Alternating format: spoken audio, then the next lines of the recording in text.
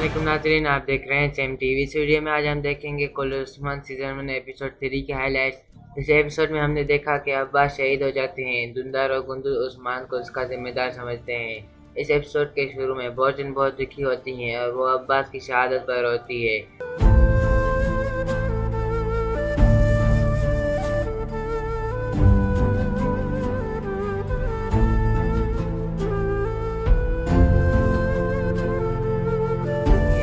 जबकि दूसरी तरफ बमसी अब्बास के करीब बैठे होते हैं और अपनी बीवी हफ्सा को याद करते हुए कहते हैं, जिस दिन तुम गई थी उसी दिन हम दोनों मर गए थे, लेकिन दफनाया सिर्फ तुम्हें। अब्बास भी शहीद हो गया है हफ्सा इस सरजमीन को कायम रखने के लिए।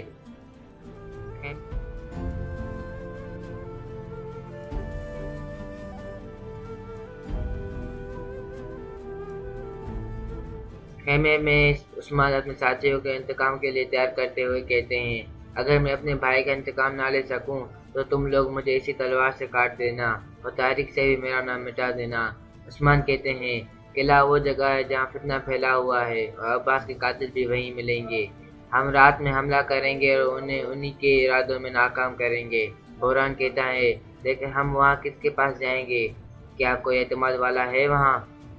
उस्मान कहते हैं, सिवाय एक शख्स के और कोई एतमाद वाला नहीं है वहाँ। वो है हाकिम, क्योंकि वही कातिलों का हदफ था और हाकिम से मैं तन्हाई में अकेले ही मिलूंगा, किसी को इसकी खबर ना हो। किले में बाला खातून और उसके साथी इन खुफिया अल्फाज की तलाश में मसरूफ थे। बाला खातून पूछती है, किले में शुमाल की तरफ कोई खुफिया कमरा मौजूद है? शेख आदब अली कहता है, सोफिया का कमरा, वहाँ मैंने कीमियाई से बने 7 सियारे देखे थे। मुक़द्दस अमानतें वहाँ हैं और हम अब अपने राज के बहुत करीब हैं। दूसरी तरफ सोफिया कमांडर कालानोस के पास आती है। वो दोनों हाकिम पर किए गए हमले में मिले हुए होते हैं। सोफिया कहती है, मैं ये और बर्दाश्त नहीं कर सकती, मैं अब तुम्हारे साथ रहना चाहती हूँ। कालानोस कहता है, मैं भी यही चाहता हूँ, लेकिन हाकिम का क्या करेंगे? सोफिया कहती है, तो फिर मुझे इजाज़त दो और आज रात मेरी खबर का इंतज़ार करना। बाला खातून बालों में कंघी करती है और उसे उस्मान याद आता है।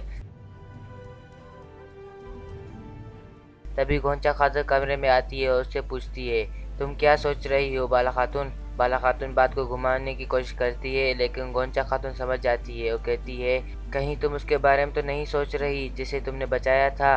बाला खातून कहती है, पता नहीं कौन था और क्या कर रहा था वहाँ। अब हमें सोना चाहिए, कल बहुत बड़ा काम अंजाम देना है हमें। वहाँ कबीले में अब्बास को दफन करने के लिए उस्मान खेमे में दाखिल होते हैं।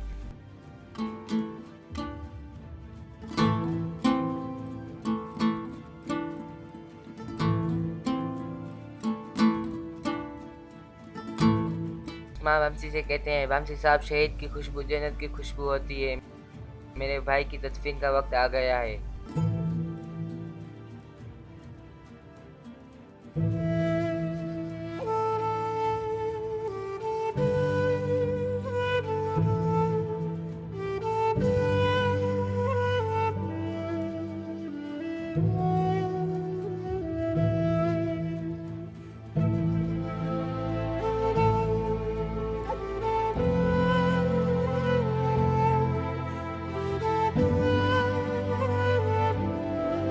सोबत के बाजार में बोरान और उसका साथी एक आदमी का पीछा करते हैं जो घोड़ा गाड़ी पर सवार होता है। वो दोनों उस आदमी का रास्ता काटते हैं। आदमी उनसे पूछता है, कौन हो तुम लोग? मैं कलाई में काम करता हूँ, रास्ता छोड़ो मेरा। मेरे पास रकम है, जितनी चाहे ले लो। बोरान कहता है, हम तुम्हें रकम देंगे, परेशान मत हो। बमसी अब्बास की कब्र के करीब खड़े होकर कहते हैं, अब्बास को खो दिया है हमने, लेकिन याद रखना, इंतकाम लिए बगैर हम इसकी तलवार को इसके सराहने पर नहीं रख सकते। बमसी वो तलवार उस्मान को देते हुए कहते हैं, आज से ये तलवार तुम्हारी है जब तक तुम अपने भाई का इंतकाम नहीं ले लेते। उस्मान कहते हैं, आप फिक्र मत करें, अब कातिल सिर्फ अपनी मौत के पीछे भागेंगे। दूसरी तरफ सोफिया अपने साथी के साथ जंगल में पहुंचती है और वो एक गार की तरफ जाती है जहाँ एक बूढ़ा आदमी मौजूद है जिसका नाम यानीस है। यानीस सोफिया से पूछता है, मुझे अर्तुगरुल के बेटे उस्मान के बारे में बताओ। सोफिया कहती है, बाप ने तो सिर्फ हमारे कलेजे में खंजर खोपा, लेकिन बेटा तो शिकार की तरह हम पर नजर रखकर बैठा हुआ है। यानीस कहता है, आज रात मुझे योर्कोपोलोस की लाश और कालानोस की रूह चाहिए। जहाँ तक बात है उस्मान की, तो उसका नसीब भी अपने दोस्तों से मुख्तलिफ नहीं होगा। उस्मान अपने साथियों समेत बोरान के पास जाते हैं। बोरान कहता है, जैसा आपने कहा था, ये आपको किले के दिल तक ले जाएंगे। عثمان کہتے ہیں قلعے میں داخل ہوتے ہی مجھے اکیلا چھوڑ دینا اور تم لوگ دروازے پر محتاط رہنا۔ اوتاک میں گندوز کہتا ہے عثمان کے ساتھی بھی گئے ہیں قلعے کی طرف۔ دھندار کہتا ہے سب کو اپنی راہ پر ڈال دیا ہے، سب اسی کی طرح سوچنے لگے ہیں، آخر وہ ایسا کیوں کر رہا ہے؟ گندوز کہتا ہے وہ انتقام لے گا، بابا جان کو اس بات کا پتہ نہ چل جائے کہ اس نے عباس کے انتقام کی ذمہ داری اٹھائی ہے۔ دھندار کہتا ہے یہ ناتجربہ کار کیسا انتقام لے سکیں گے؟ اکیلا انتقام لینے کا کیا مطلب ہے؟ یہ قبیلہ اور جنگجو کس لیے ہے گندوز؟ اسے صرف ارطغرل بھائی روک سکتے ہیں، وہ صرف ان کی سنتا ہے۔ جلد ہی بھائی پونیا سے واپس آ جائیں تاکہ میں آرام کر سکوں۔ وہاں بوران کو سپاہی قلعے کے دروازے پر روکتے ہیں اور ایلیکس کا پوچھتے ہیں۔ بوران کہتا ہے میں ایلیکس کا چچا زاد بھائی ہوں، وہ چھٹی پر گیا ہے۔ پھر سپاہی اسے اندر جانے کی اجازت دیتے ہیں۔ صوفیہ اپنے کمرے میں موجود ہوتی ہے، تبھی اس کی ساتھی ہیلن کمرے میں آتی ہے۔ صوفیہ اس سے کہتی ہے سب کو ایک جگہ جمع کر لو۔ ہیلن کہتی ہے صوفیہ اگر ہم کامیاب نہ ہوئے تو؟ صوفیہ کہتی ہے ان مقدس روحوں سے بدگمانی مناسب نہیں ہے ہیلن۔ اس طرف بوران شربت کے ڈرم بورچی خانے میں رکھواتا ہے۔ ایک سپاہی ڈرم کو کھولتا ہے تو اس میں سے عثمان نکلتے ہیں۔ عثمان حاکم کے کمرے میں داخل ہوتے ہیں۔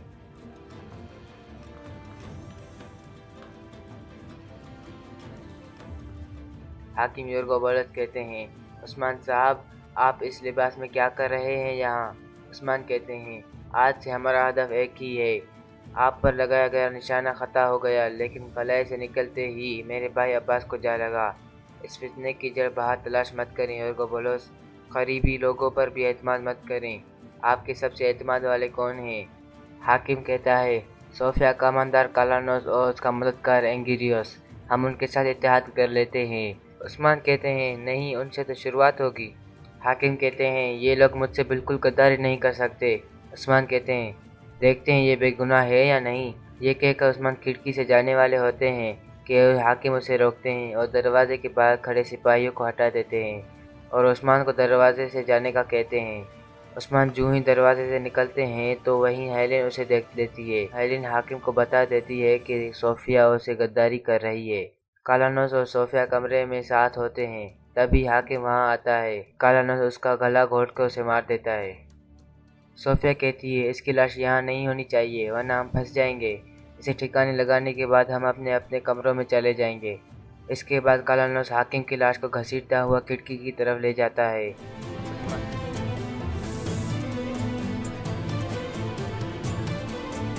عثمان اور بوران راستے سے جا رہے ہوتے ہیں کہ حاکم کی لاش ان کے سامنے گرتی ہے اور یہیں اس قصے کا اختتام ہوتا ہے۔